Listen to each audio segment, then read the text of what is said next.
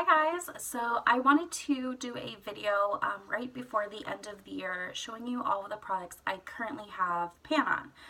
And then I thought maybe I could do this, I don't know, every 6-ish months, just to kind of track how pan has grown and then also kind of letting you know what else I'm hitting pan on, because hitting pan is so exciting and rewarding and it's really satisfying to see. So yeah, that's kind of it.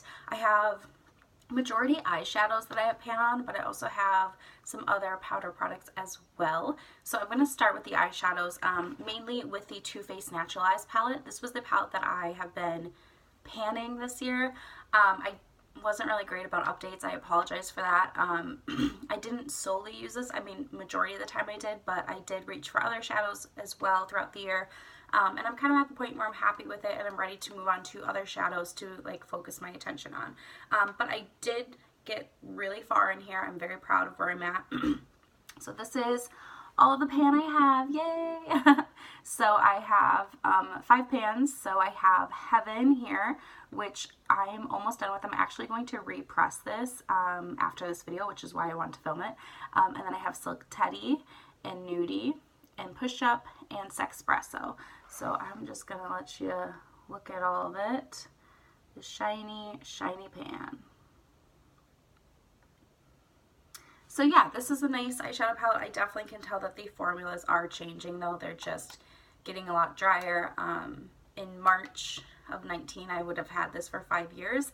I'm going to, like I said, take out the Heaven and repress it into a little empty pan that I have, so it's a little bit easier for me to use. But once that's done, I am done with this palette. So it was nice while I had it. It just definitely has hit that mark where it's just not the same quality it once was, and that happens with powders over time. The other eyeshadows, I just have this little like Z palette with shadows in it. I have 2 in here.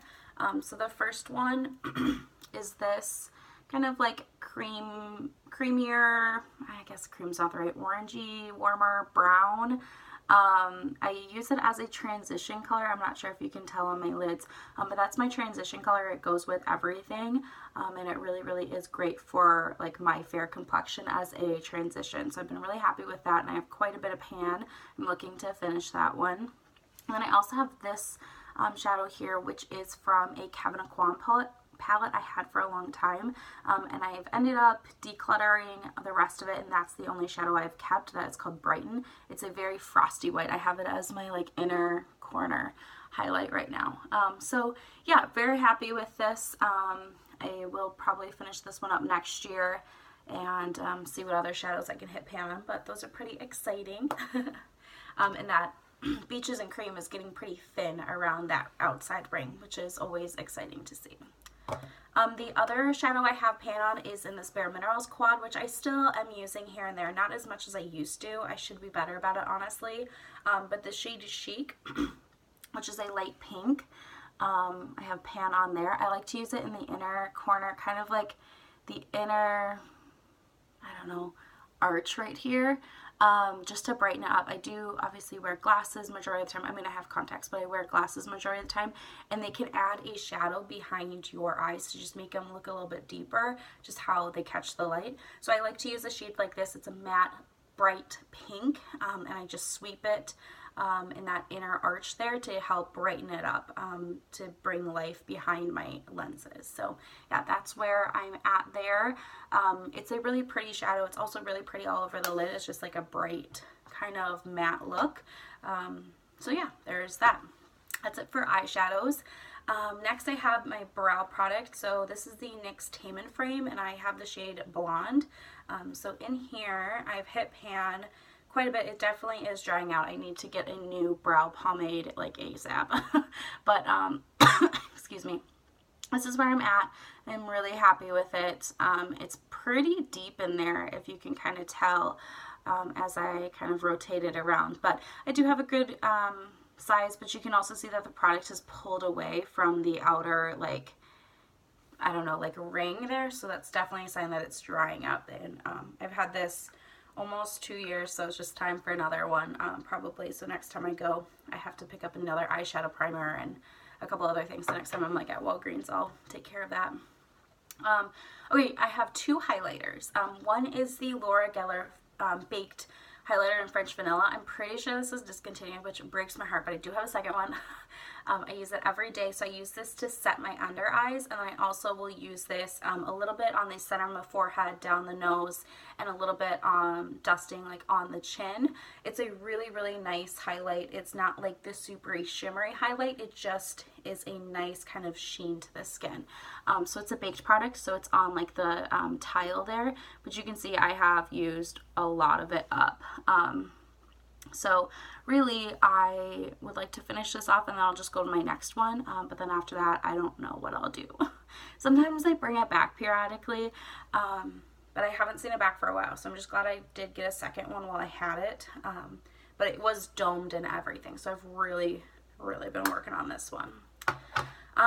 Okay, the other highlighter is the Becca highlighter. This is the first high-end, like, actual highlighter I ever bought. I have the shade Moonstone, which is a lighter, like, white kind of gold. It's super pretty. I do have it on as my highlight on my cheekbones today. Well, that's it. So you can see I have a little speck of pan in there, which I'm super happy about. Yeah, I really, really like this. This will be hitting 5 years in March. I have it tagged on the back.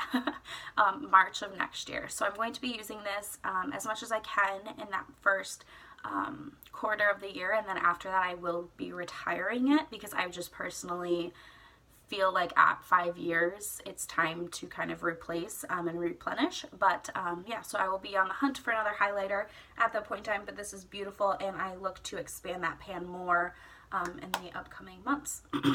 Okay, and then the last product I just hit pan on maybe like 2 weeks ago, and it is my Physicians Formula Butter Bronzer. I know people can fly through this. When I bought this, almost like probably 2 years ago now, maybe it's been longer than that, I'm not really sure, but I didn't know that this came in 2 different shades. There's like the light bronze and then just bronze.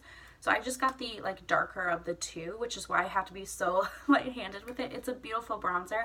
I just can't put a lot on because I'm so fair. But I do have pan on it. I use it with the Real Techniques blush brush.